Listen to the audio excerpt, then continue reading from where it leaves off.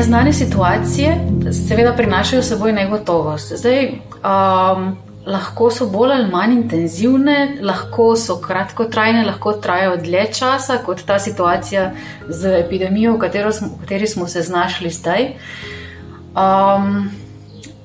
Za človeka, za njegovo psiho, čustva, telo predstavljajo velik izziv.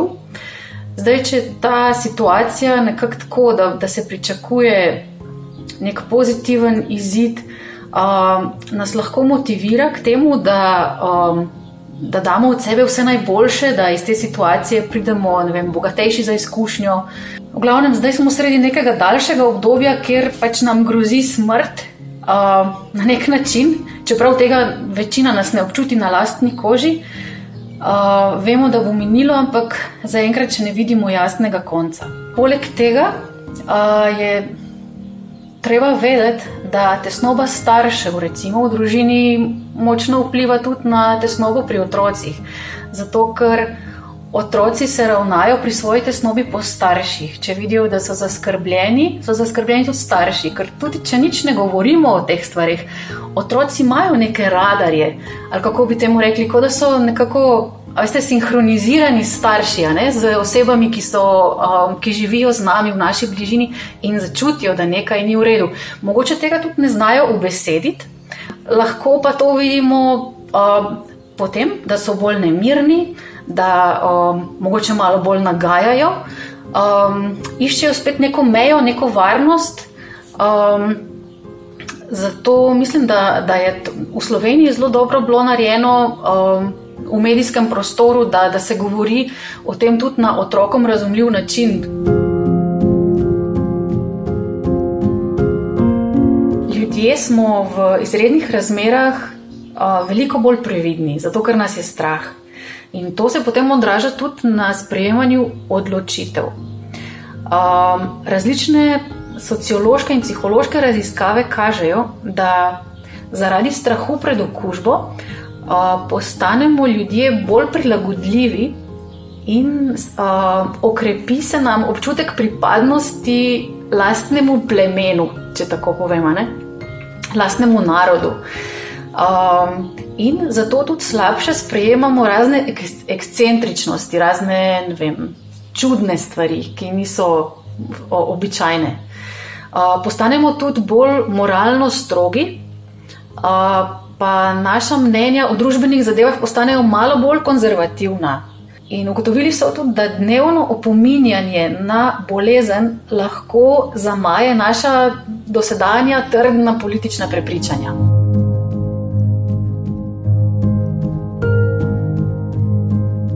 Odvisno je od tega, kolikor smo kot vsak posameznik odporni na stres. To je nek pojem v strokovni literaturi, s pomočjo katerega ocenjujemo ali pa govorimo o tem, koliko stresa, koliko strahu, koliko negotovosti neka oseba zdrži, preden se ji porušijo recimo psihološke obrambe.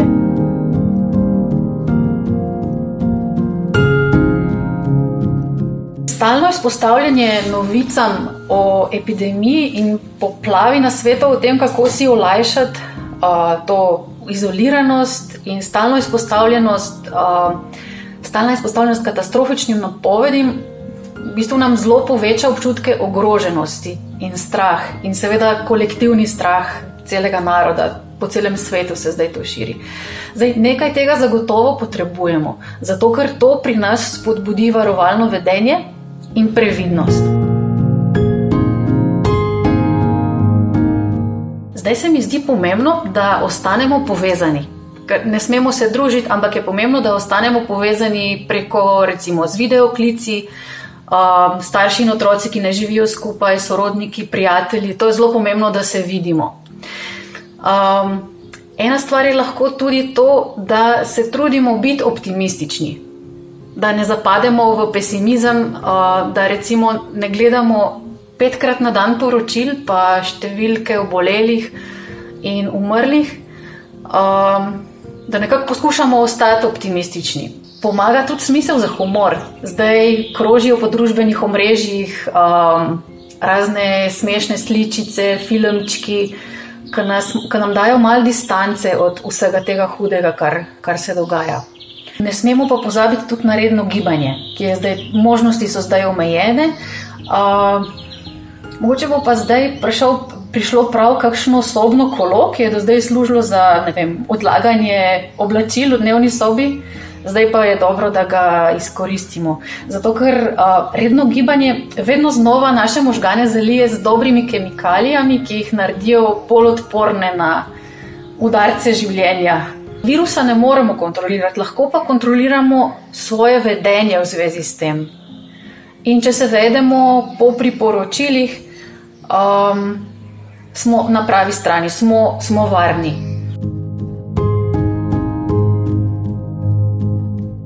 Nekateri si pomagajo pri lajšanju tesnobe z meditacijo.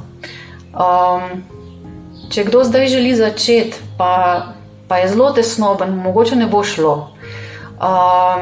In je v tem primeru priporočljivo delati dihalne vaje ali pa se zamotiti s kakšnimi drobnimi opravili. Dobro je tudi, če gremo vsake toliko časa do okna ali pa na balkon in se zazremo v širno modrino neba. Zato, ker nas ta modra barva sprošča in nam da tudi občutek prostranosti, večjega prostora, ker zdaj smo večinoma v stanovanjih. In recimo ob tem se lahko poskušamo spomniti, zakaj je nebo modre barve. To, kar smo se učili v šoli.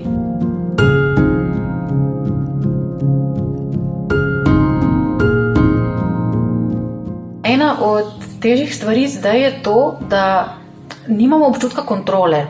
Nimamo občutka, da kontroliramo situacijo, da lahko karkoli sami naredimo, ampak nekaj malega pa imamo nadzora, in sicer to, da recimo čisto konkretno poznamo glavne okužbe s koronavirusom in pa še bolj pomembno ukrepe, s katerimi lahko preprečimo širjenje okužbe, in to, da se jih držimo. In to, da recimo takrat, ko gremo v trgovino, vsakič naredimo tako, kot je prav, nam da nek občutek varnosti, in potem, ko prideš domov, si odahneš, v redu sem naredil, ne bom se okužil. To nam da nek občutek varnosti. Pomaga, če si ustvarimo rutino.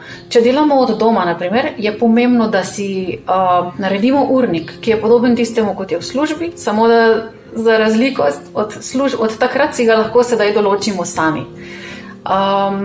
Če imamo pa otroke, pač prilagodimo svoj urnik njihovemu šolskemu delu, njihovemu dnevnemu ritmu.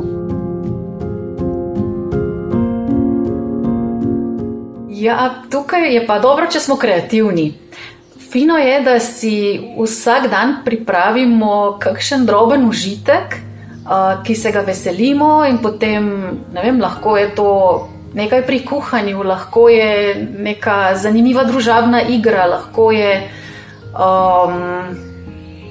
ne vem, kakšna igra z otroki, lahko je pokaži, kaj znaš doma, ali pa nekaj, kar smo fantazirali, pa se nismo uresničili, pa imamo priložnost zdaj. Zato, da nam ne bo dolg čas, da ne bo dan enak dnevu.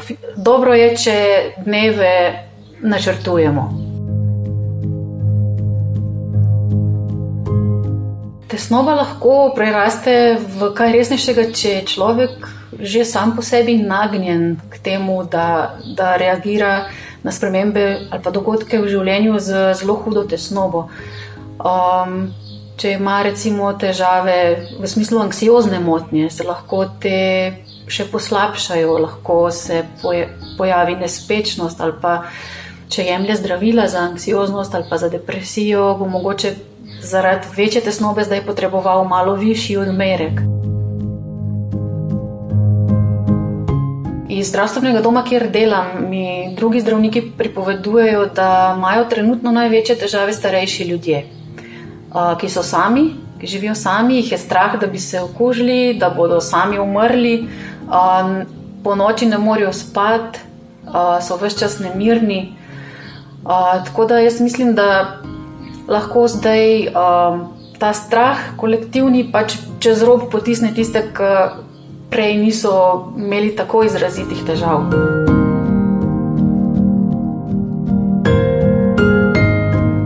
ko vidimo, da nam stvari in skrbi uhajajo izpod kontrole. Se pravi, da ko po noči ne moremo dobro spati, se zjutraj zbudimo utrujeni in ves čas premlevamo ene in iste stvari. In se ne moremo pomiriti s kakšnimi dihalnimi vajami, s pogovorom s svojci. Se pravi, takrat, ko se sami več ne moremo umiriti, takrat je čas, da poiščemo nasvet strokovnjaka.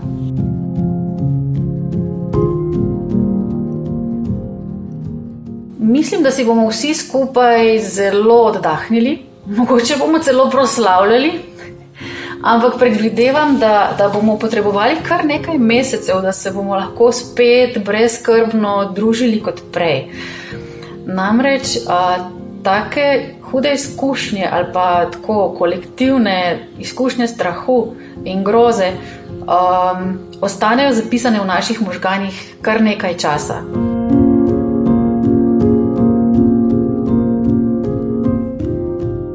Ne vem, če se lahko kako posebej pripravimo.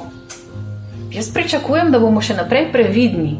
Zdaj recimo smo zadovoljni s tem, da gremo v trgovino enkrat na teden, porabimo stvari, ki so v hladilniku. Mogoče bodo nekateri ljudje nadaljevali s to rutino, ker so zdaj dobili izkušnjo, da se da tudi tako. Mogoče jim bo to pomagalo v gospodarski krizi, če bo sledila epidemiji.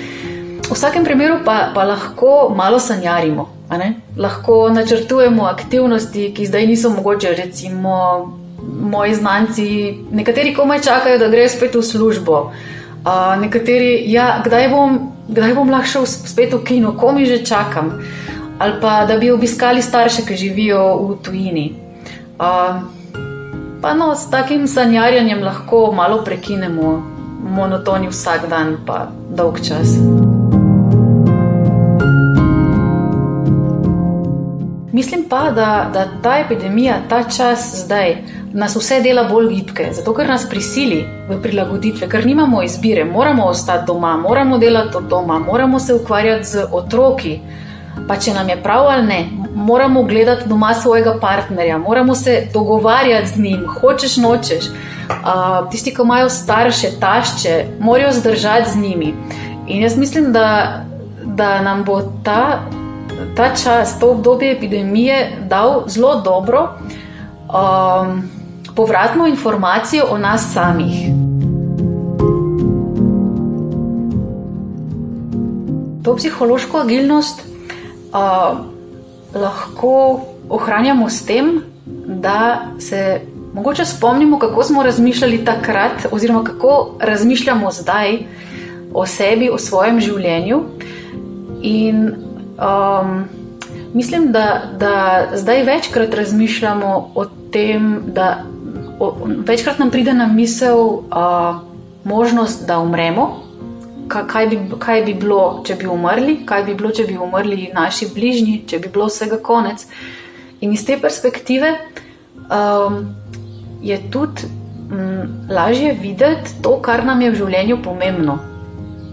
Se pravi, soočen si z možnostjo smrti, izginotja in od tukaj lahko potem vidiš, kaj pa potem počnem na tem svetu, kaj bi še rad počel, kaj mi je bilo pomembno, ko sem bil mlajši, pa tega nisem naredil. Mogoče bo zdaj ta izkušnja dala ljudem več poguma, da naredijo to, kar čutijo, da je prav, da živijo tako, kot čutijo, da je prav. Ampak mislim, da bomo iz tega izšli bogatejši za pomembna spoznanja o samih sebi, pa o tem, kar nam je v življenju res pomembno. To si želim za vse.